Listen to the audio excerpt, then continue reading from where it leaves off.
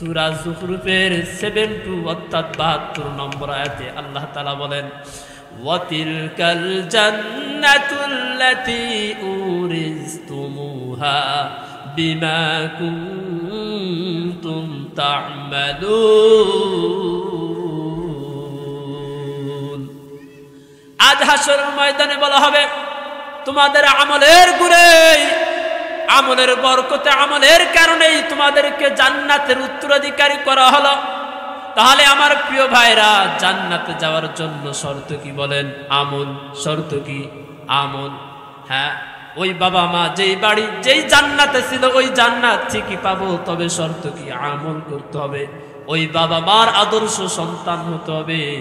যদি বাবা মার আদর্শ সন্তান না হয় তাহলে কিন্তু জান্নাতের মালিক হওয়া যাবে যাবে না। বাবা মার যদি আদর্শ সন্তান না হয় সম্পত্তির উত্তরাধিকারী হওয়া যায়। আবার সন্তান যদি পিতামাতাকে অস্বীকার করে, পিতামাতার আদর্শকে গ্রহণ না করে, তাহলে সম্পত্তির উত্তরাধিকারী হয় না। দলিল বুখারী শরীফের 7280 7280 নম্বর হাদিস। আখরাজাহুল বুখারী রাহিমাহুল্লাহ ফিল ইতিসাম বিল কিতাব ওয়াস সুন্নাহ।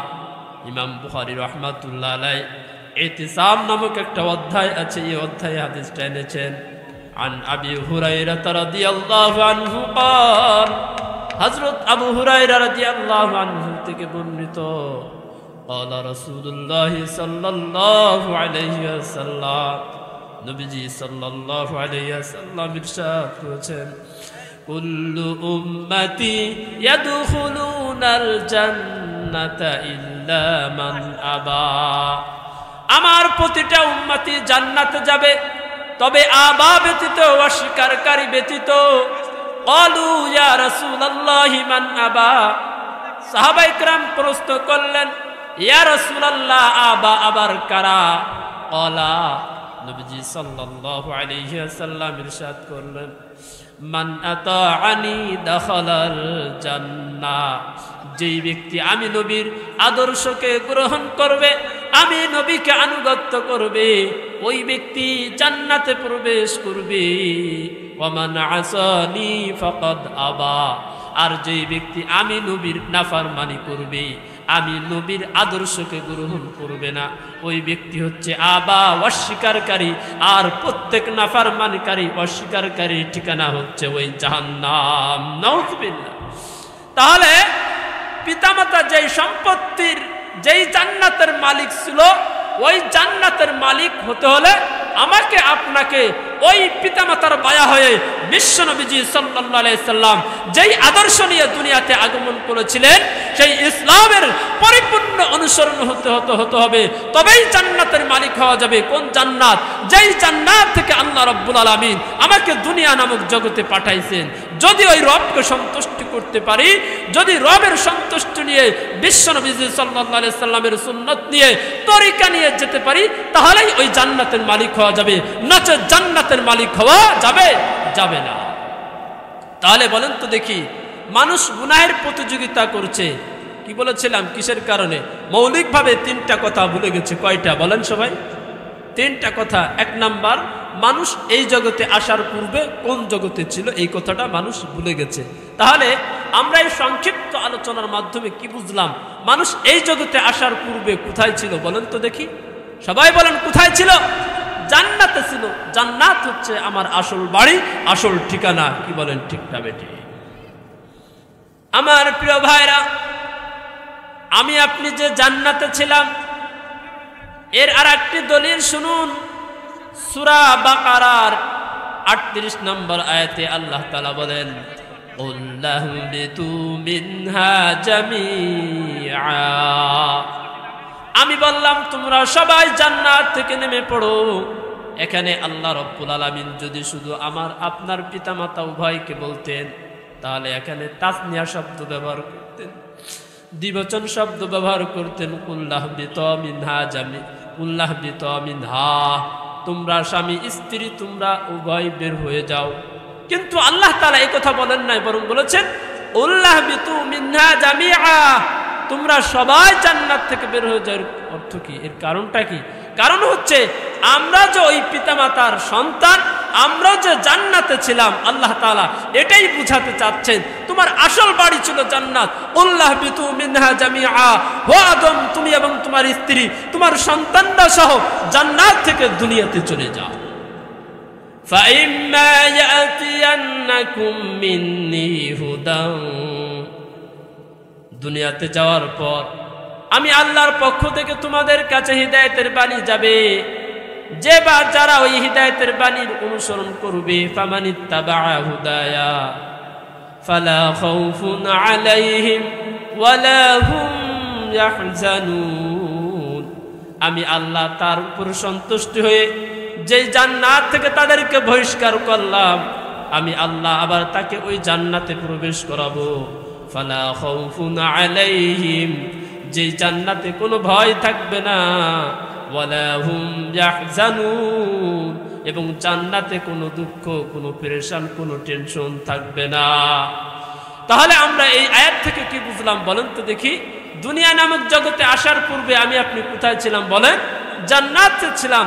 জান্নাত হচ্ছে আমার আসল বাড়ি, আসল ঠিকানা। কি বলেন, ঠিক না বেঠি? আমরা যে জান্নাতে ছিলাম, আরেকটি দলিল শুনুন, সূরা বাকারার 36 নম্বর আয়াত। আল্লাহ তাআলা বলেন, قُلْ اهْبِطُوا بَعْضُكُمْ لِبَعْضٍ عَدُوٌّ, তোমরা একে অপরের পরস্পরের শত্রু হয়ে জান্নাত থেকে নেমে পড়ো। একে অপরের শত্রু হয়ে তোমরা নেমে পড়ো। এখানে কিন্তু আমার আপনার পিতামাতা উভয় কিন্তু পরস্পরের শত্রু ছিলেন না, বরং জান্নাত থেকে যখন তাদেরকে নামিয়ে দেওয়া হলো, এক একজনকে এক এক প্রান্তে পাঠানো হয়েছে। উভয়জনকে দেখার জন্য পাগল পড়া হয়ে গিয়েছিল। তাদের চাহিদা ছিল, আকাঙ্ক্ষা ছিল যে কিভাবে সাক্ষাৎ লাভ করা যায়। পরিশেষে আল্লাহ তাআলা তাদের সেই তামান্না আকাঙ্ক্ষাকে পূরণ করছেন, সাক্ষাৎ লাভ তাদের কি হয়েছে। কিন্তু তারা শত্রু ছিলেন না, শত্রু হচ্ছে আমরা ওই আদমের সন্তানরা। কি বলেন, ঠিক না বেঠিক? হক বাতিলের লড়াই চিরন্তন সত্য। এই জন্য তো দেখা যায় পৃথিবীর বুকে বাতিল যখন এসেছিল, নমরুদের রূপ ধারণ করে হকের ঝান্ডা নিয়ে পৃথিবীতে এসেছিল ইব্রাহিম আলাইহিস সালামের পোশাক পরিধান করে। কি বলেন, ঠিক না বেঠিক? বাতিল যখন এসেছিল এভাবে ফিরাউনের রূপ নিয়ে, হক তখন এসেছিল মূসা আলাইহিস সালামের পোশাক পরিধান করে। বাতিল যখন এসেছিল বনী ইসরাইলের রক্ত পিয়াসী রূপ নিয়ে, হক তখন এসেছিল হযরত ঈসা আলাইহিস সালামের সুরত ধারণ করে। এই পৃথিবীর বুকে বাতিল যখন এসেছিল বহুমুখী ফিতনার রূপ নিয়ে, হক তখন এসেছিল বিশ্বনবী সাল্লাল্লাহু আলাইহি সাল্লাম মানবতার মুক্তির দূত নিয়ে। কি বলেন, ঠিক না বেঠিক?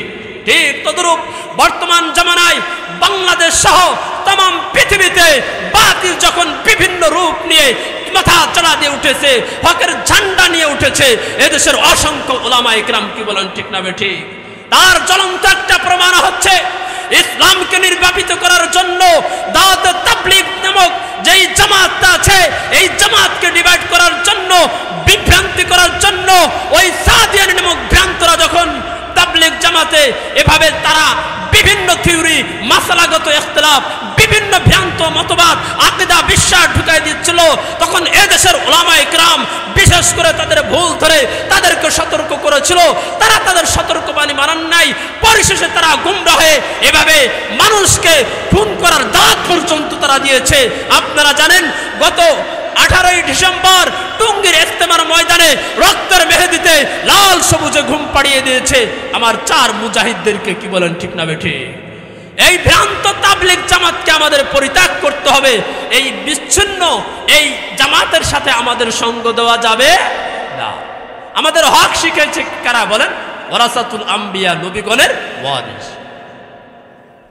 আমার প্রিয় ভাইরা, যেই কথা বলতেছিলাম, তাহলে এই পৃথিবী নামক জগতে আসার পূর্বে আমি আপনি ছিলাম জান্নাতে।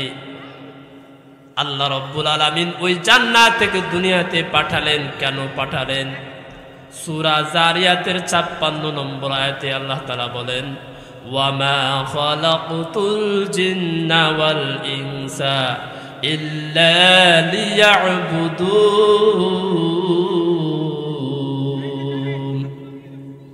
আমি এই পৃথিবীর বুকে মানুষ এবং জিন জাতি সৃষ্টি করেছি একমাত্র আমি আল্লাহ ইবাদত করার জন্য, অন্য কোনো কাজের জন্য নয়। তাহলে বলেন মানুষকে আল্লাহ রাব্বুল আলামিন জান্নাত থেকে দুনিয়াতে কেন পাঠালেন? আল্লাহ তাআলার ইবাদত করার জন্য। তাহলে মানুষের গুণ কি? আল্লাহ তাআলার ইবাদত করা। এই যে মাইকগুলোকে লাগানো হয়েছে কিসের জন্য?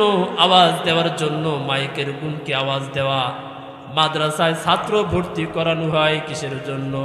লেখাপড়া করানোর জন্য। একজন ছাত্রের গুণ হচ্ছে লেখাপড়া করা। শিক্ষক নিযুক্ত করা হয় শিক্ষা দেওয়ার জন্য। শিক্ষকের গুণ কি? শিক্ষা দেওয়া। তাহলে এই উদাহরণগুলোর মাধ্যমে আমরা বুঝলাম যাকে যেই কাজের জন্য নিযুক্ত করা হয় সেটাই হলো তার গুণ। আল্লাহ রাব্বুল আলামিন মানুষকে ওই জান্নাত নামক জগৎ থেকে দুনিয়া নামক জগতে যেই কাজ করার জন্য পাঠাইছেন ওই কাজ করাটাই হলো তার গুণ। আর সেই কাজ কি? রবের ইবাদত করা। কি বলেন ঠিক না বেটি? তাহলে মানুষের এমন একটা গুণ অর্জন করতে হবে যেই গুণ কোনো বিড়ালের মধ্যে নাই। মানুষের এমন একটা গুণ অর্জন করতে হবে যেই গুণ কোনো সিঁড়িগালের মধ্যে নাই। সেটাই হলো মানুষের গুণ। আর সেই গুণ হলো মৌলিকভাবে আমরা এভাবে বলতে পারি, হালাল অনুযায়ী জীবন যাপন করা, হারাম থেকে বেঁচে থাকা। হালাল অনুযায়ী জীবন যাপন করা, হারাম থেকে বেঁচে থাকা। আমার প্রিয় ভাইরা, এবার আসুন আল্লাহ রাব্বুল আলামিন দুনিয়াতে পাঠালেন ইবাদত করার জন্য। এবার আসুন ইবাদত হবে কিসের উপর ভিত্তি করে? বুখারী শরীফের 8 নম্বর হাদিসের মধ্যে আসছে ইবাদত হবে 5টা জিনিসের উপর ভিত্তি করে। কয়টা? সবাই বলেন। 5টা। আন ইবনে উমর রাদিয়াল্লাহু আনহুমা قال, হযরত ইবনে উমর রাদিয়াল্লাহু আনহুমা থেকে বর্ণিত, তিনি বলেন قال রাসূলুল্লাহ সাল্লাল্লাহু আলাইহি ওয়াসাল্লাম, নবীজি সাল্লাল্লাহু আলাইহি ওয়াসাল্লাম ইরশাদ করেছেন, বুনিয়াল ইসলামু আলা খামস, ইসলামের ভিত্তি হচ্ছে 5টা জিনিসের উপর।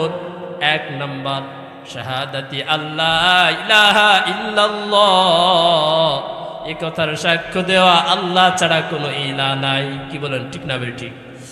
আল্লাহ ছাড়া কোনো ইলাহ আছে? আল্লাহ ছাড়া কোনো রিজিক দাতা আছে? না, আল্লাহ ছাড়া কেউ রিজিক দাতা নাই। সব কিছু করনেওয়ালা কে? আল্লাহ। অতএব যে বাজারা ওই বাজারের কাছে ভণ্ড বাবার কাছে গিয়ে চাইরা শিরিকের মধ্যে লিপ্ত আছে। কি বলেন ঠিক না বেটি? আর সূরা নিসার 116 নম্বর আয়াতে আল্লাহ তাআলা বলেন, ইন্নাল্লাহা লা ইয়াগফিরু আন ইউশরাকা বিহি ওয়া ইয়াগফিরু মা দুনা যালিকা লিমান ইয়াশা, নিশ্চয় আল্লাহ রাব্বুল আলামিন যারা নাকি আল্লাহর সাথে কাউকে শিরিক সাব্যস্ত করে ওই শিরিককারীকে আল্লাহ তাআলা ক্ষমা করবেন না। শিরিকের গুনাহ ব্যতীত আল্লাহ যাকে ইচ্ছা তাকে যত নিম্ন পর্যায়ের গুনাহ হোক না কেন ক্ষমা করে দিতে পারেন। সুবহানাল্লাহ। যারা শিরিক করবে তাদের ঠিকানা হচ্ছে জাহান্নাম। কোথায়? জাহান্নাম। দলিল বুখারী শরীফের 1238 অর্থাৎ 1238 নম্বর হাদিস। قال রাসূলুল্লাহ সাল্লাল্লাহু আলাইহি ওয়াসাল্লাম, নবীজি সাল্লাল্লাহু আলাইহি ওয়াসাল্লাম ইরশাদ করেছেন, মান মাতা ইশরিকু বিল্লাহি শাইআ, যেই ব্যক্তি আল্লাহর সাথে শিরিক সাব্যস্ত করবে কোনো কিছুকে, দাখালান নার, ওই ব্যক্তি জাহান্নামের আগুনে প্রবেশ করবে। তাহলে 1 নম্বর ইবাদত হবে কিসের উপর বলেন? কালিমা লা ইলাহা ইল্লাল্লাহ। এই কালিমা লা ইলাহা ইল্লাল্লাহ কত দামি দেখেন। তিরমিজি শরীফের 3509 নম্বর হাদিসের মধ্যে আসছে, একদিন হযরত আবু হুরায়রা রাদিয়াল্লাহু আনহু থেকে বর্ণিত, তিনি বলেন, قال রাসূলুল্লাহ সাল্লাল্লাহু আলাইহি ওয়াসাল্লাম, নবীজি সাল্লাল্লাহু আলাইহি ওয়াসাল্লাম ইরশাদ করেছেন, ইদা মারারতুম বিরিয়াজিল জান্নাহ, যখন তোমরা জান্নাতের পাশ দিয়ে অতিক্রম করবা তখন ফারতাউ, জান্নাতের ফল ভক্ষণ করো। কুলতু ইয়া রাসূলুল্লাহ, আমি জিজ্ঞেস করলাম, ইয়া রাসূলুল্লাহ, ওমা রিয়াজিল জান্নাহ, জান্নাতের বাগান কি? নবীজি সাল্লাল্লাহু আলাইহি সাল্লাম বললেন, আল মাসাজিদ, জান্নাতের বাগান হচ্ছে দুনিয়ার মসজিদ সমূহ। অমররাতু ইয়া রাসূলুল্লাহ, আবার ওই সাহাবী জিজ্ঞেস করলেন, জান্নাতের ফল কি ইয়া রাসূলুল্লাহ? নবীজি সাল্লাল্লাহু আলাইহি সাল্লাম বললেন, সুবহানাল্লাহি ওয়ালহামদুলিল্লাহি ওয়ালা ইলাহা ইল্লাল্লাহু আল্লাহু আকবার। এটা হচ্ছে জান্নাতের পথ। যেই ব্যক্তি এই দোয়াটা পাঠ করবে, এই কালিমা লা ইলাহা ইল্লাল্লাহ, এই সংযুক্ত এই দোয়াটা পাঠ করবে, আল্লাহ রাব্বুল আলামিন তার জন্য, তার উপর খুশি হয়ে জান্নাতে এমন একটা ফল গাছ লাগাবেন, যেই ফল গাছের ছায়া 500 বছর একটা দ্রুতগামী ঘোড়া দৌড়ে শেষ করতে পারবে না। সুবহানাল্লাহ। তাহলে ইবাদত হবে কয়টা জিনিসের উপর? 5টা। কয়টা? এই কথার স্বীকারোক্তি দেওয়া, লা ইলাহা ইল্লাল্লাহ, আল্লাহ ছাড়া কোনো ইলাহ নাই, ওয়া আন্না মুহাম্মাদার রাসূলুল্লাহ, এবং হযরত মুহাম্মদ মুস্তাফা সাল্লাল্লাহু আলাইহি ওয়াসাল্লাম আল্লাহ তাআলার বান্দা ও রাসূল, এই কথার স্বীকারোক্তি প্রদান করা। 1 নম্বর কি? ইবাদত। 2 নম্বর ওয়া ইকামিস সালাহ, নামাজ কায়েম করা। নামাজ কত গুরুত্বপূর্ণ, ফজিলতপূর্ণ ইবাদত। সুনানে আবু দাউদ শরীফের 864 নম্বর হাদিসের মধ্যে আসছে, আন আব্দুল্লাহ ইবনে কুরতিন রাদিয়াল্লাহু আনহু, হযরত আব্দুল্লাহ ইবনে কুরত রাদিয়াল্লাহু আনহু থেকে বর্ণিত, তিনি বলেন, ক্বালা রাসূলুল্লাহ সাল্লাল্লাহু আলাইহি ওয়াসাল্লাম, নবীজি সাল্লাল্লাহু আলাইহি সাল্লাম ইরশাদ করেছেন, আউয়ালু মা ইউহাসাবু বিহিল আবদু ইয়াউমাল কিয়ামাতিস সালাহ। কিয়ামতের ময়দানে সর্বপ্রথম নামাজের হিসাব হবে। কিসের হিসাব হবে বলেন? নামাজের হিসাব হবে। ফাইন সালুহাত সালুহা সাইরু আমালিহি, যার নামাজের হিসাব সহজ হয়ে যাবে, শুদ্ধ হয়ে যাবে, অন্য হিসাবও কি হয়ে যাবে? শুদ্ধ হবে। ওয়াইন ফাসাদাত ফাসাদা সাইরু আমালিহি, আর যার নামাজের হিসাব ধরা খেয়ে যাবে, কোনো ত্রুটি দেখা দেবে, অন্য আমলও কি দেখা দেবে? ত্রুটি দেখা দেবে। তাহলে দুনিয়াতে আসছি কিসের জন্য বলেন? ইবাদত করার জন্য। কিসের জন্য? ইবাদত করার জন্য। ইবাদত হবে কয়টা জিনিসের উপর? 5টা। 1 নম্বরে কালিমা, 2 নম্বরে নামাজ, 3 নম্বরে ওয়াইতাই যাকাত, যাকাত আদায় করা, 4 নম্বরে ওয়াল হাজ্জি, হজ পালন করা, 5ম নম্বর ওয়াসাউমি রমাদান। তাহলে আপনারা বলেন আমার সাথে, এই দুনিয়াতে আসার পূর্বে কোথায় ছিলাম? জান্নাতে ছিলাম। জান্নাত থেকে আসলাম কোথায়? দুনিয়াতে। কেন? রবের ইবাদত করার জন্য। ইবাদত হবে কয়টা জিনিসের উপর? 5টা জিনিসের উপর। আপনারা আমার সাথে বলেন, কালিমা, নামাজ, রোজা, হজ, যাকাত। কালিমা, নামাজ, রোজা, হজ, যাকাত। মনে থাকবে তো এটা? আমার প্রিয় মায়েরা, তাহলে শুনুন, 1 নম্বর ইবাদতের ক্ষেত্রে একটা ছোট্ট একটা ব্যাখ্যা বলছি, মা বোনদেরকে লক্ষ্য করে, যেহেতু মা বোনরা পর্দার আড়ালে আছেন, যারা কালিমা লা ইলাহা ইল্লাল্লাহকে স্বীকার করে, আল্লাহ ছাড়া কোনো ইলাহ নাই, আল্লাহ ছাড়া কোনো হুকুমদাতা নাই, যে কোনো ক্ষেত্রে আল্লাহ রাব্বুল আলামিন হুকুম করুক না কেন আমি মানতে বাধ্য হব।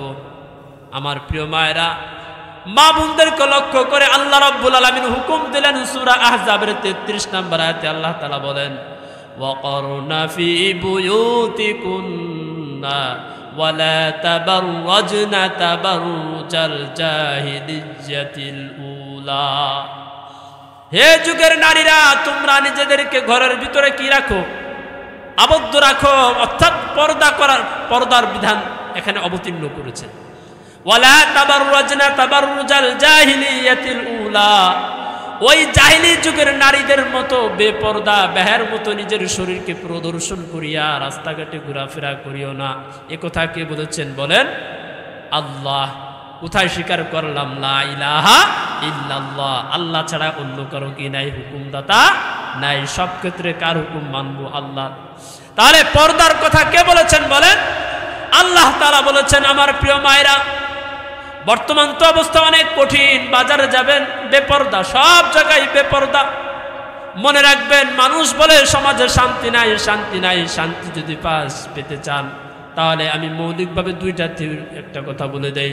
এই সমাজের মাদেরকে ভালো করতে হবে, আর মাদেরকে ভালো করার পদ্ধতি হচ্ছে 2টা। কয়টা বলেন?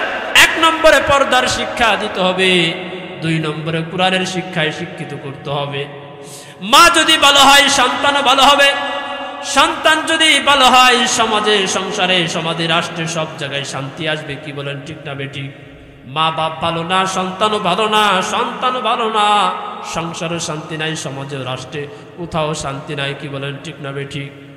আর কোরআনের শিক্ষা দিতে হলে এই সমস্ত মাদ্রাসা হচ্ছে প্রাথমিক শিক্ষা অর্জন করার একটা কেন্দ্র। কি বলেন? কি বলেন? এই জন্য তো হাদিসের মধ্যে আসছে, মান ক্বারাআল কুরআনা ওয়া আমিলা বিমা ফিহি উলবিসা ওয়ালিদাহু তাজাই ইয়াউমাল কিয়ামা। যেই ব্যক্তি কোরআন পড়ল এবং কোরআন অনুযায়ী আমল করলো, আল্লাহ রাব্বুল আলামিন ওই কোরআন পড়নেওয়ালার ওই আমলকারীর মাতা পিতাকে হাসরবাসীর মাঝে নূরের টুপি পরিধান করায়া সম্মানিত করবেন। সুবহানাল্লাহ। এই জন্য তো কবি বলেছেন, আলেম এবং আলেমারি মাতা পিতা কত ভাগ্যবান, রোজ হাসরের মাথায় হবে তাজ পরিধান, হাসরেরই কঠিন মাঠে হবে হাহাকার, সেই মুহূর্তে দেখবে সবাই কি না চমৎকার, প্রশ্ন হবে মুকুট মাথায় কে বা কাহারা জব হইবে। আরে বড়াল মাদ্রাসার ওই মুফতি আকরাম সাহেবের মা বাপ তাহারা। কি বলেন ঠিক না বেঠিক? বড় সৌভাগ্যবান জনাব আব্দুল হাই মুন্সি সাহেব রহমাতুল্লাহ আলাইহি, যে তিনার সন্তানদেরকে দ্বীনি মারকাজে পড়ায় এভাবে বড় বড় আলেম বানিয়েছেন। এভাবে তারা ঢাকা আবাদ সহ বাংলাদেশের সব জায়গায় আবাদ করছেন। এমনকি উনি চলে যাওয়ার পর এই মাদ্রাসার হাল নিয়েছেন তার এক সন্তান। কি বলেন ঠিক না বেঠিক? ওই সমস্ত মাতা পিতা কত ভাগ্যবান, রোজ হাসরের মাথায় হবে তাজ পরিধান, হাসরেরই কঠিন মাঠে হবে হাহাকার, সেই মুহূর্তে দেখবে সবাই কি না চমৎকার, প্রস্ত হবে মুকুট মাথায় কে বা কাহারা, জব হইবে আলেম এবং আলেমারি মা বাপ তাহারা, সেই মুকুটের জ্যোতি হবে সূর্যের চেয়ে অধিক, যদি তাহা এই দুনিয়ার ঘরে এলমে দিন শিক্ষা করায়া করে। ঠিক কি বলেন ঠিক না বেঠিক? আমার প্রিয় ভাইরা, সেই এলমে দিন শিক্ষা করার একটা মার্কাজ, একটা কেন্দ্রবিন্দু স্থান হচ্ছে পুরো অল গোটা শরীয়তপুরের মধ্যে এই বড়াল মাদ্রাসা। কি বলেন ঠিক না বেঠিক? একটা আদর্শ প্রতিষ্ঠান, তামাম শরীয়তপুরের জন্য একটা মডেল স্বরূপ এই মাদ্রাসা। আমি যতদিন শরীয়তপুরে আসছি আমি লক্ষ্য করছি, দেখতে পাচ্ছি ইনশাআল্লাহ ক্রমান্বয়ে হাঁটি হাঁটি পা পা করে ইনশাআল্লাহ সামনের দিকে এগিয়ে চলছে ইনশাআল্লাহ। আপনাদের নেক নজর, আপনাদের ভালোবাসা এবং আপনাদের অর্থ, আপনাদের চোখের পানি, আপনাদের তাহাজ্জুদের রুনা জারি এবং আপনার সন্তানদেরকে যদি এ সমস্ত মাদ্রাসায় পড়ালেখা করান ইনশাআল্লাহ ভর্তি করে, আমার বিশ্বাস এভাবে মুফতি আকরাম সাহেব, মুফতি আফজাল সাহেব, মাওলানা মুহিউদ্দিন খান সাহেবের মতো এরকম হবে। কি বলেন ঠিক না বেঠিক? তাহলে আমার প্রিয় ভাইরা বলেন তো দেখি, এই জগতে আসার পূর্বে আমি আপনি কোথায় ছিলাম বলেন? জান্নাতে ছিলাম। ওই জান্নাত থেকে আসলাম কোথায়? দুনিয়াতে কেন? রবের ইবাদত করার জন্য। ইবাদত হবে কয়টা জিনিসের উপর? 5টা জিনিসের উপরে। এবার আসেন, মানুষ এই দুনিয়াতে রঙ্গ তামাশায় লিপ্ত আছে। ওই যে বলেছিলাম মানুষ কেন গুনাহের প্রতিযোগিতা করছে, 3টা কথা বলে গেছে, 3টার 2টা জানছি। আর মানুষ যদি এই কথাটা জানতো একদিন ভয়ঙ্কর মৃত্যুর মাধ্যমে দুনিয়া থেকে বিদায় দিতে হবে, আবার বিশ্বাস মানুষ গুনাহের প্রতিযোগিতা করতে পারতো না। কি বলেন ঠিক না বেঠিক? এই মৃত্যুর ভয় ছিল বিদায়।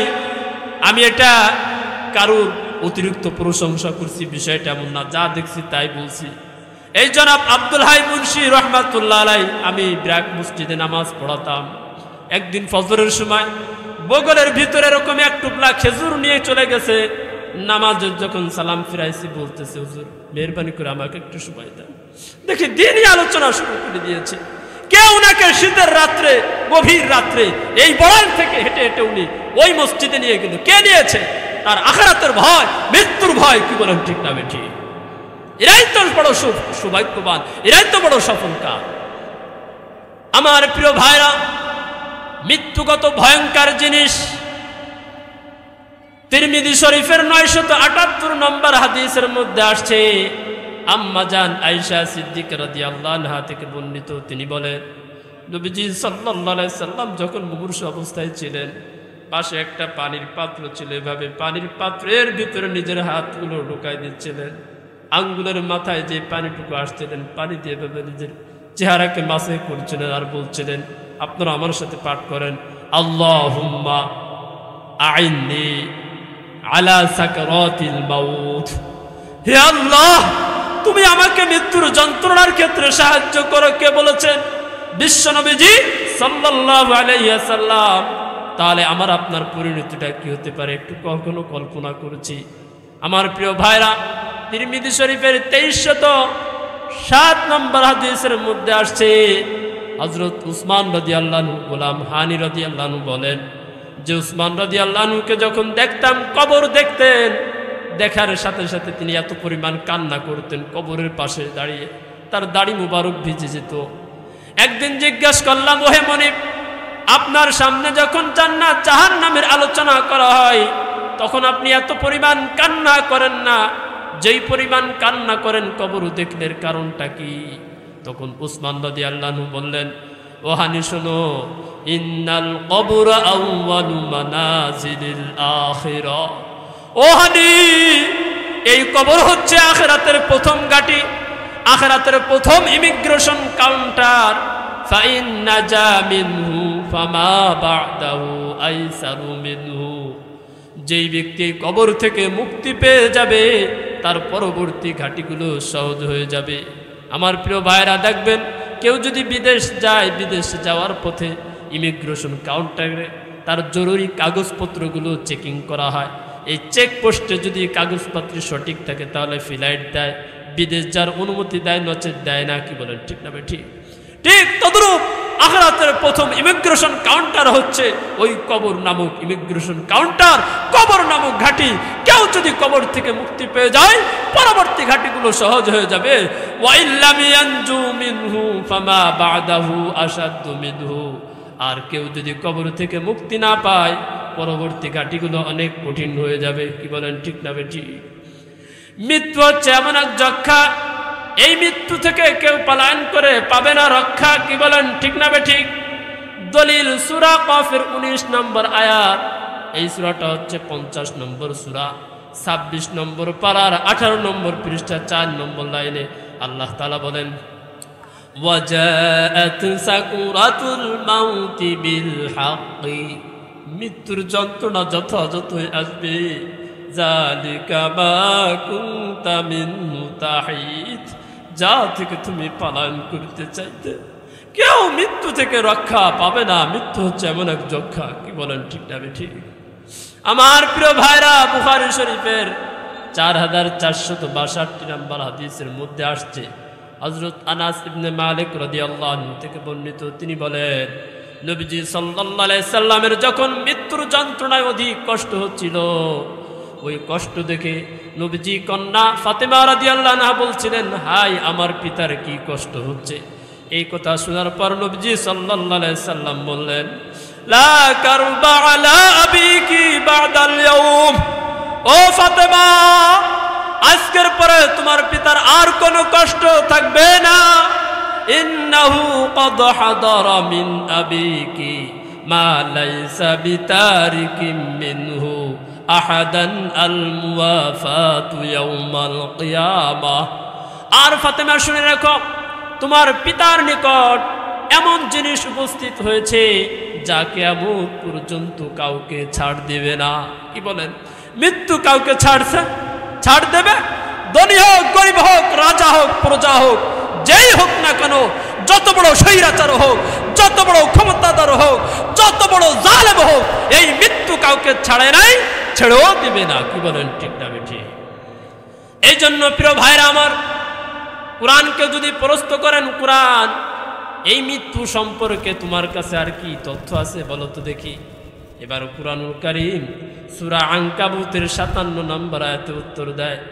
এই সূরাটা হচ্ছে 29 নম্বর সূরা, 21 নম্বর পারার 2 নম্বর পৃষ্ঠা 6 নম্বর লাইনে আল্লাহ তাআলা বলেন, কুল্লু নাফসিন যায়িকাতুল মাউত। এই পৃথিবীর প্রতিটা প্রাণী মৃত্যুশীল। সুম্মা ইলাইনা তুরজাউন। অতবার মৃত্যুর পর তোমাদের একদিন প্রত্যাবর্তনশীল হতে হবে আমার কাছে, আমি রবের কাছে। আমার প্রিয় ভাইরা, কোরআনকে যদি আবারও জিজ্ঞেস করেন আরো কিছু তথ্য বলো তো দেখি। এবার কুরআনুল কারীম সূরা আলে ইমরানের 185 নম্বর আয়াতে উত্তর দেয়। এই সূরাটা হচ্ছে 3 নম্বর সূরা 4 নম্বর পারার 13 নম্বর পৃষ্ঠা 9 নম্বর লাইনে আল্লাহ তাআলা বলেন কুল্লু নাফসিন যায়িকাতুল মাউত, এই পৃথিবীর প্রতিটা প্রাণী মৃত্যুশীল। ওয়া ইন্নামা তুওয়াফাউনা উজুরাকুম ইয়াওমাল কিয়ামাতি ফামান যুহজিহা আনিন নার, কিয়ামতের ময়দানে প্রত্যেককে তার আমলনামা বদলা প্রাপ্ত পরিপূর্ণভাবে বুঝিয়ে দেওয়া হবে। ফামান যুহজিহা আনিন নার, যাকে নাকি ওই চিরস্থায়ী জাহান্নাম থেকে দূরে রাখা হবে। ওয়া উদখিলাল জান্নাহ, জান্নাতে প্রবেশ করানো হবে। ফাকাদ ফাজ, ওই ব্যক্তি হবে সফলকাম। কোন ব্যক্তি?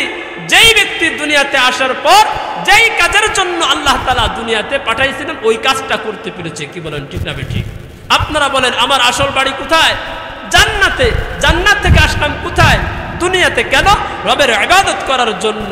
ওই যে রবের ইবাদত করতে পারবে তাকেই আল্লাহ তাআলা জাহান্নাম থেকে দূরে রেখে জান্নাতে প্রবেশ করাবে। কোন জান্নাত? যেই জান্নাত থেকে আমি আপনি দুনিয়াতে এসেছি। জান্নাতই হচ্ছে আমার আসল বাড়ি, জান্নাত হচ্ছে আমার আসল ঠিকানা। এই দুনিয়াতে আসার পূর্বে আমি আপনি ওই জান্নাতেই ছিলাম। সুবহানাল্লাহ।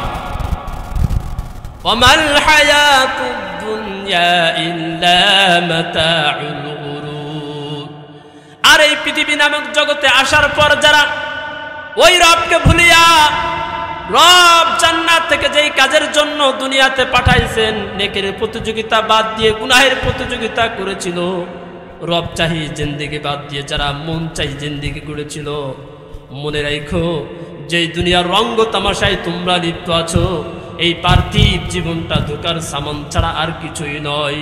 কি বলেন, ঠিক না বেঠিক?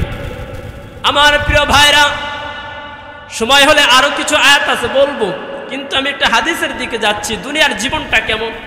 বুখারী শরীফের 6417 নম্বর হাদিসের মধ্যে আসছে, আব্দুল্লাহ ইবনে মাসউদ রাদিয়াল্লাহু আনহু থেকে বর্ণিত, যে তিনি বলেন একদিন নবীজি সাল্লাল্লাহু আলাইহি সাল্লাম এরকম চতুর্পাশে একটা দাগ দিলেন, চতুর্পাশে 4 কোণা বিশিষ্ট ধরেন। দাগ দেওয়ার পরে চতুর্ভুজ আঁকলেন, মাঝখান দিয়ে লম্বালম্বি ভাবে অনেক বড় দাগ দিলেন কয়েকটা, আবার এই মাঝখান দিয়ে ছোট ছোট কিছু রেখা টানলেন। হাদিসের মধ্যে আসছে এই মানুষের জীবনটা বোঝাচ্ছে কেমন। হাযাল ইনসান ওয়া হাযা আজালুহু মুহীতুন বিহি আও ক্বাদ আহাতা বিহি, সব কিছুর সমন্বয় এটা হচ্ছে মানুষের জীবন। আর ওই যে চতুর্পাশে যে এঁকেছেন এটাকে বুঝাইছেন এটা হলো মানুষের মৃত্যু। আর এই মাঝখানে যে লম্বালম্বি যেই দাগগুলো, যে চতুর্পাশের যেই চতুর্ভুজ ভেদ করে বের হয়ে গেছে, ওগুলো সব হচ্ছে মানুষের জীবনের আশা আকাঙ্ক্ষা। ওয়াহাযিহিল খুতাতু সিগারুল আ'রাস, আর মাঝখানে ছোট ছোট যেই রেখাগুলো আছে এটা হচ্ছে মানুষের বিপদ আপদ। ফাইন আখতাহু হাদা নাহসাহু হাদা, একটা বিপদ যখন কেটে যায়, ওয়াইন আখতাহু হাদা নাহসা, আর একটা বিপদ এসে দেখা যায়। সকালবেলা একটা বিপদ থেকে মুক্তি পেয়েছে, দুপুরবেলা আর একটা বিপদ এসে হাজিরা দেয়। কি বলেন, ঠিক না বেঠিক?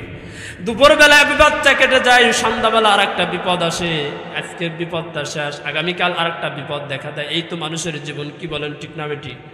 আর এই যে লম্বালম্বি কিছু দাগগুলো, যেগুলো দাগের বাইরে চলে গেছে, সীমানা পার হয়ে গেছে, এগুলো হচ্ছে মানুষের জীবনের আশা আকাঙ্ক্ষা। কি আশা আকাঙ্ক্ষা? আমি একতলা বিল্ডিং করেছি শরীয়তপুরে, আর একতলা করতে হবে আমার ঢাকাতে। কি বলেন, ঠিক না বেঠিক? আমি 16 বছর ক্ষমতায় থাকলাম, হচ্ছে না, আমার 41 সাল পর্যন্ত থাকতে হবে। ওগুলো কি মানুষের জীবনের আশা আকাঙ্ক্ষা? নবীজি সাল্লাল্লাহু আলাইহি সাল্লাম বলেন মানুষের আশা আকাঙ্ক্ষার জায়গা আশা আকাঙ্ক্ষাই থাকে, কিন্তু মৃত্যুর ঘন্টা যখন বেজে যায় তাকে আল্লাহর ডাকে সাড়া দিয়ে চলে যেতে হয়। কি বলেন, ঠিক না বেঠিক? এই জন্য আল্লাহ রাব্বুল আলামিন সূরা আরাফের 34 নম্বর আয়াতে পৃথিবীর মানুষকে জানিয়ে দিলেন, ওয়ালিকুল্লি উম্মাতিন আজাল ফাইদা জাআ আজালুহুম লা ইস্তাখিরুনা সাআতাও ওয়া লা ইস্তাকদিমুন। এই পৃথিবীর প্রতিটা মানুষের জন্য এক একটা সময় নির্ধারিত রয়েছে। যখন সেই সময় চলে আসবে, ওই সময় থেকে এক বিন্দু পরিমাণ সামনে অগ্রসর করা হবে না, আবার পিছনের দিকেও নেওয়া হবে না। সময় মতো তার জানটা কবজ হয়ে যাবেই। এই জন্য তো সূরা নিসার ৭৮ নম্বর আয়াতে বলা হয়েছে আইনামা তাকুনু ইদরিকুমুল মাউতু ওয়ালাউ কুনতুম ফি বুরুজিম মুসাইয়াদা। ওহে পৃথিবীর মানুষ, তুমি যেখানেই থাকো না কেন, মৃত্যু সেখানে তোমাকে পাকড়াও করবে, যদিও তুমি সুদৃঢ় প্রাচীরের ভিতরে তুমি অবস্থান করো। কি বলেন, ঠিক না বেঠিক? মৌত থেকে যতই পালাও, মৌত তোমায় লইবে গিরি, যদিও শুধু আকাশ পানে লাগাও সে ঠাই লাগিয়ে সিঁড়ি। এই মহারোগের চিকিৎসক নাই, নাই সে ঔষধ জগতে, খুঁজিয়া ফিরিয়া কাতর হইলে কি হবে, পারিবে না তারে ফিরাতে। কি বলেন, ঠিক না ঠিক? এই জন্য প্রিয় ভাইরা, সবসময় মনে রাখতে হবে, দুনিয়াতে আমি আপনি যেভাবে আসছি ঠিক ওভাবেই চলে যেতে হবে। কি বলে, ছিলাম কোথায়? জান্নাতে। আসলাম কোথায়? দুনিয়াতে। কেন? রবের ইবাদত করার জন্য। মৃত্যুর ঘন্টা বাজিয়ে দুনিয়া থেকে বিদায় নিতে হবে। তবে যাব কিভাবে? যেভাবে আসছিলাম ঠিক ওইভাবে। কিভাবে আসছিলাম? আমার প্রিয় ভাইরা, দুনিয়াতে যখন আসলাম, আমার আপনার মুখে দাঁত ছিল না, শক্ত খাবার চিবিয়ে খেতে পারতাম না, বসতে পারতাম না, চলতে পারতাম না। আল্লাহ তাআলা মুখে দাঁত দিলেন, শক্ত খাবার চিবিয়ে খেতে পারি। এভাবে হাঁটি হাঁটি পা করে বড় করে তুললেন। এভাবে যৌবনকাল বয়সে আমি উপনীত হলাম। এখন আমার লেখাপড়ার করার পালা। স্বাভাবিকভাবে এভাবে লেখাপড়া শেষ হলো। লেখাপড়া করার পর আমি বিদেশকে কর্মস্থান হিসেবে পাড়ি জমালাম। সেখানেই আমি বিদেশে জীবনযাপন করি, টাকা পয়সা ইনকাম করি। এমন যুবক আমি, টকবকে যুবক, কেমন যেন শক্ত লোহাকে আমি হজম করে ফেলতে পারি, এরকম আমার শরীরের শক্তি। আরে কিছুদিন পর দেখা যায় মাথার কানের উপরের দিকে দুপাশের চুলগুলো সাদা হয়ে যাচ্ছে। অর্থাৎ বৃদ্ধকালের মুয়াজ্জিন কেমন যেন মৃত্যুর ঘন্টা বাজিয়ে দিয়েছে, মৃত্যুর আজান দিয়ে দিচ্ছে। ওহে যুবক, এখন তুমি মৃত্যুর জন্য প্রস্তুতি গ্রহণ করো। বিদেশে থাকার সাহস হারিয়ে ফেললাম। এখন আমি দেশে ফিরলাম। দেশে ফেরার পর লাঠি আমার নিত্যদিনের সাথী। এখন লাঠি নিয়ে আমি আঙ্গারিয়া বাজারে যাই আর আসি। এটা এই লাঠির মধ্যে আমি সীমাবদ্ধ থাকি। আমার প্রিয় ভাইরা, একদিন মাথা নিচুর দিকে দিয়ে ওই বৃদ্ধ আঙ্গারিয়া বাজারের দিকে রওনা হয়েছিল। এক যুবক দেখে বলছিল, ওহে বৃদ্ধ, কেমন কি যেন মনে হচ্ছে, তুমি এই রাস্তায় কি হারিয়েছ? এবার ওই বৃদ্ধ উত্তর দেয়, আরে এই রাস্তায় আমি আমার যৌবনকাল হারিয়েছি। আরে ওই যুবক বলে, ওরে বৃদ্ধ, তোমার জংধারা যৌবন আর কোনোদিন রং ধরে ফিরে আসবে না। আমার প্রিয় ভাইরা, কিছুদিন পর দেখা যায় এই বৃদ্ধ আর আঙ্গারিয়া বাজারে যার শক্তিও তার থাকে না, ঘরের মধ্যে সীমাবদ্ধ হয়ে যায়। খাটের মধ্যে শুয়ে থেকে আত্মীয় স্বজনেরা যেভাবে শুয়ে রেখে সেভাবে তার শুয়ে থাকতে হয়। খাটে শুইতে শুইতে পিঠে ঠোস পড়ে গেছে। যতই তার সন্তানরা বাজার থেকে মলম এনে ওই ঘা ভালো করতে চায়, ওই ঘা আর ভালো হয় না। আমার প্রিয় ভাইরা, এভাবে কিছুদিন যাওয়ার পর দেখা যায় পায়ের আঙ্গুলের মাথার দিক থেকে উপরের দিকে নিস্তেজ হয়ে আসছে, ঠান্ডা হয়ে আসছে। বুকের কাছে শুধু দুকুইনেটা বাকি আছে। পাশে বসে সন্তানরা এভাবে সূরা ইয়াসিন পড়ছে, কেউ কালিমার তালকিন করছে। আর ওই মুমূর্ষ ব্যক্তি, তার দু চোখ দিয়ে শুধু অশ্রু ঝরছে। কি যেন মুখ দিয়ে ঠোঁট নাড়াই বলতে চায়, কিন্তু বলতে পারে না। আরে বলার তো তার শক্তি নাই। বুকের ব্যথা, বুকের কথা বুকে রয়ে যায়। হঠাৎ করে দেখা যায় বুকের দুকুইনেটাও বন্ধ হয়ে যায়, প্রাণ পাখি উড়ে চলে যায়। আমার প্রিয় ভাইরা, কেউ কান্না করে, ওহে আমার প্রিয় তোমার স্বামী, তুমি যাবার সময় কিছু বলে গেলে না, তোমার এই সন্তানদেরকে কার কাছে রেখে গেলে? আমার প্রিয় ভাইরা, ওদিকে মা, আমার কলিজার টুকরা মেয়ে চিৎকার দিয়ে কান্না করে, ওহে বাবা, তুমি জীবনের শেষ কথাটুকু বলে গেলে না। যাই হোক, মরে যাওয়ার পর কেউ চলে গেল মাইকে এলান দিতে, মৃত্যুর সংবাদ ছড়িয়ে দিতে। কেউ চলে গেল ওই বড়াল মাদ্রাসার গোরস্থানে কবর খনন করতে, কেউ চলে গেল পানি গরম করতে, কেউ চলে গেল কাফনের কাপড় আনতে, কেউ চলে গেল বাঁশ কাটতে। এতক্ষণে তার জীবনের শেষ গোসলের জন্য যেই পানিটা গরম করা হচ্ছিল, সেই পানি গরম হয়ে গেছে। এখন তাকে শেষ গোসল দেওয়ার জন্য ওই বাড়ি থেকে, ওই ঘর থেকে তাকে নামানো হচ্ছে। যেই ঘরটা মাথার গাম পায়ে ফেলে সে নিজের পরিশ্রমের টাকা দিয়ে নির্মাণ করেছিল, এই যে তাকে বের করা হচ্ছে। আর কোনোদিন কিন্তু তাকে আর ফিরিয়ে দেওয়া হবে না। কি বলেন, ঠিক না ঠিক? এবার গোসল করার পর তাকে কাফনের কাপড়ের ভিতরে ঢুকাই দেওয়া হলো। কাপড়ের ভিতর ঢুকাই দেওয়ার পর আমি কথাগুলো সংক্ষেপ করছি। মাথার কাছে একটা বাঁধন দেয় কি দেয় না? হাতের কাছে একটা বাঁধন দেয় কি দেয় না? এভাবে পায়ের কাছে একটা বাঁধন দেয় কি দেয় না? মাথার কাছের বাঁধন যেন বলে, কিরে তোর সেই ব্রেনের শক্তি কোথায়? এই ব্রেন দিয়ে কতই না খেলা খেলেছিস, প্রতিপক্ষকে এভাবে ঠকানোর জন্য মিথ্যা মামলা দিয়েছিস, তোর সব শক্তি শেষ। এভাবে হাতের কাছের বাঁধন ডেকে বলে তোর শক্তিও শেষ, পায়ের কাছের বাঁধনে ডেকে বলে তোর জীবনের সমস্ত বাহাদুরিও শেষ, তোর পার আর কোনো শক্তি নাই। এরপরে জানাজার নামাজ হয়ে গেল, ওই মৃত্যু ব্যক্তিকে ওই কবরের স্থানের দিকে নিয়ে যাওয়া হয়, যেই কবরে সে এর পূর্বে কোনোদিন শোয় নাই। কি বলেন, ঠিক না বেঠিক? কবরে নামানোর পর মাথার কাছে একজন নামে, মাঝখানে একজন, পায়ের কাছে ছিল তার বন্ধু, মাঝখানে ছিল তার কলিজার টুকরা ভাই, মাথার কাছে ছিল তার কলিজার টুকরা সন্তান। ও মনে করে এই পৃথিবীর সবই নিষ্ঠুর, এই তিনজন আমার আপন, দেখা যাচ্ছে ওরা আমার কবরের সঙ্গী সাথী হবে। আরে কিছুক্ষণ পরে দেখা যায় না, ওই বন্ধু পায়ের কাছে বাঁধনটা খুলে দিয়ে লাফ মেরে উঠে চলে যায়। কিছুক্ষণ পর দেখা যায় আরে মাঝখানে যেই মায়ের বন্ধনের ভাই, সেও মাঝখানের বাঁধনটা খুলে দিয়ে লাফ মেরে উঠে চলে যায়। এবার আসে সন্তানের পালা, সন্তান এবার মাথার কাছে বাঁধনটা খুলে দিয়ে বাবার চেহারায় হাত বুলিয়ে কান্না করে, বাবা তোমার এখানেই শেষ বিদায়, আর কোনোদিন তোমাকে দেখতে পাবো না, তুমি আমার জন্য জীবনের সব কিছু করলে, আমি কিছু করতে পারলাম না, বাবা মাফ করে দিয়ে। এই বলে ওই সন্তান পিতাকে রেখে দিয়ে টনকে টন মনকে মন মাটি চাপা দিয়ে সবাই চলে আসে। কি বলেন, ঠিক না ঠিক? এই জন্য প্রিয় ভাইরা, আমি আপনাদেরকে বারবার যে কথাটা বোঝাতে চাচ্ছিলাম, মানুষ গুনাহের প্রতিযোগিতা করছে কেন? মানুষ তিনটা কথা ভুলে গেছে, কোথায় ছিলাম, কোথায় এলাম, কেন এলাম, কোথায় যাব। আল্লাহ তাআলা আমাদেরকে বোঝার তৌফিক দান করেন। ওয়া আখির দাওয়ানা আলহামদুলিল্লাহ।